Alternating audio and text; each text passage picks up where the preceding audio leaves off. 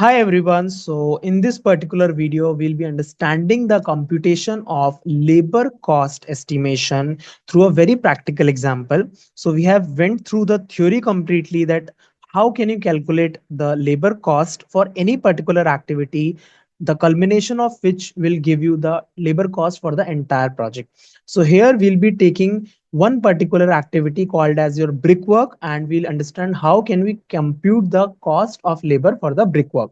The same exercise you can repeat for other packages also. It's just that the productivity norm will change and certain things will change accordingly. So we'll be understanding everything here. So first of all, I told you you have to get the BOQ. From the BOQ, you need to compute the total quantity that has to be executed. So let us say we have prepared our BOQ, which I'll not show in this video for specific example, but we already know how can we prepare the BOQ. So after quantity takeoff, we came to know that we have to execute 1700 meter cube of the brickwork for our entire project. Now, next point is we should know the duration of the project, and with respect to that, what is the duration of the brickwork, and with respect to the duration, what all quantities are expected to be executed on a monthly basis or on a daily basis simultaneously. So project duration is, let us say, 10 months, and brickwork is scheduled from month number 3 to month number 9. So I have prepared this schedule which contains month in the horizontal axis, and here certain other parameters are mentioned, like what is the brickwork quantity. I told you total quantity is 1700 cubic meter.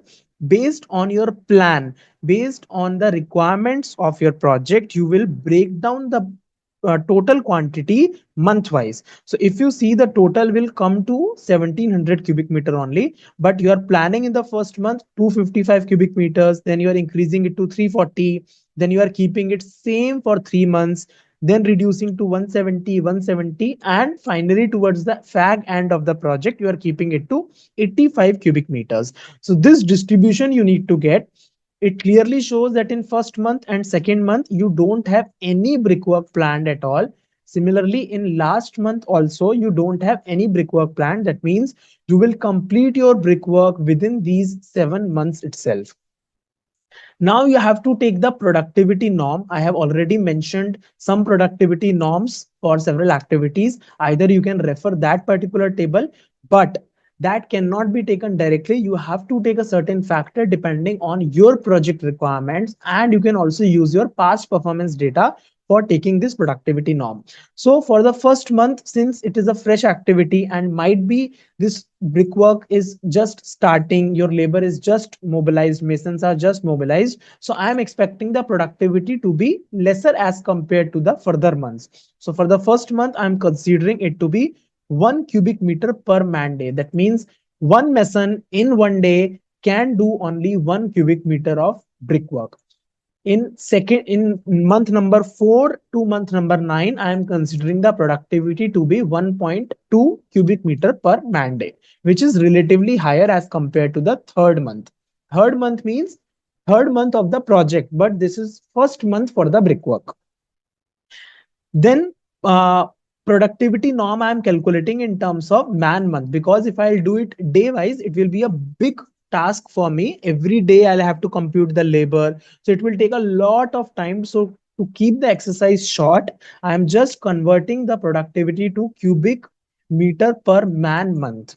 So I'll have to multiply it just by 26. I'm considering 26 working days in a month. So 1 multiplied by 26 will give me the cubic meter per man month. That means one particular mason can execute 26 cubic meter of brickwork or blockwork in one particular month. Now I have to calculate the total number of labor required. You have the productivity, you have the total quantity. You just need to divide the total brickwork quantity with the productivity to get the total number of workmen required. So if I divide this 255 by 26, I'll get it as 9.8. But this is theoretically calculated. Practically, you cannot have a decimal number of workmen at site. So you will have to convert it to the next integer. So that is why I have mentioned actual labor required. So for 9.8, it will be 10.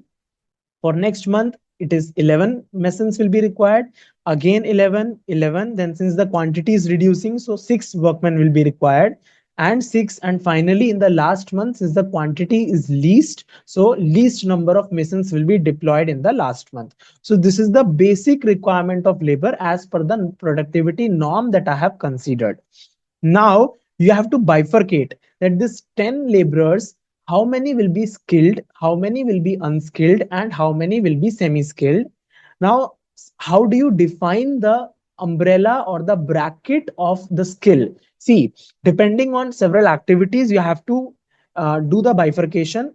Maybe you can have some separate sheet for that, and you can mention that a skilled laborer will be the one who is very much expert, who has a, let us say, 10 years of experience, and so on. You can have the proper bifurcation for that. On that basis, you can decide that for the first month, I'll be requiring 8 skilled, 2 unskilled. SK means skilled, USK means unskilled, and SSK means semi-skilled. Similarly, for another month, all the months you can mention the bifurcation of the labor, that out of these number of laborers, how many will be skilled, how many will be unskilled, and how many will be semi-skilled. Now to calculate the total cost associated with these number of laborers, you need to know the wages. So you need to move to the wages or the monthly salary chart.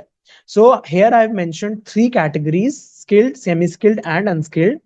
Type is mason. All of these are masons. Since the work is brickwork or blockwork, so masons will only be required. What is the employment mode? I already mentioned in the main video that you have to know the employment mode, because on that basis only you will be deciding the perks and allowances that your laborers or workmen will be getting at site.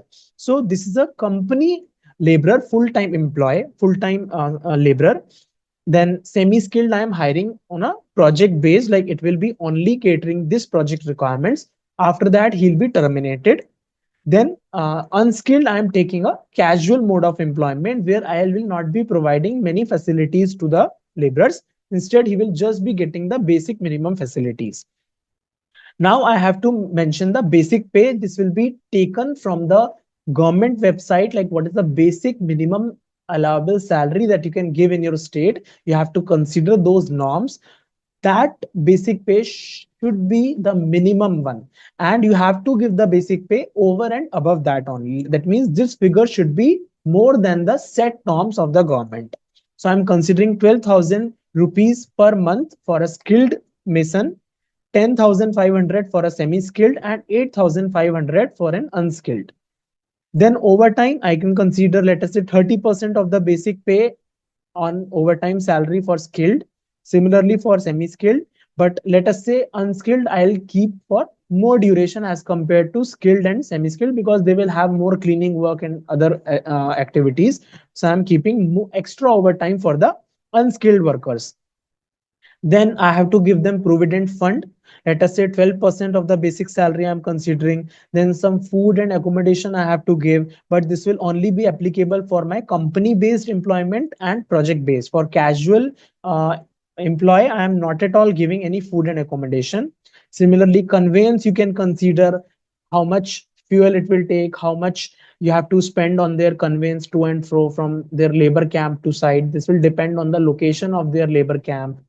Then insurance, I'm not giving insurance to my project based employee, it's only for company based employee.